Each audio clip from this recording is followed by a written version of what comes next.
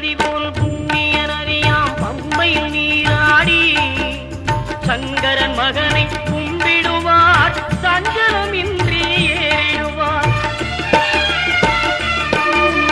நீலிமலை ஏற்றம் சிவபாலனும் ஏற்றிடுவார். காலமெல்லாம் நமக்கே அருள்காவலனாயிருப்பார். தேகபலம் தா பாதபலம் தா தேகபலம் தா பாதபலம் தா தேகபலம் தா என்றார்.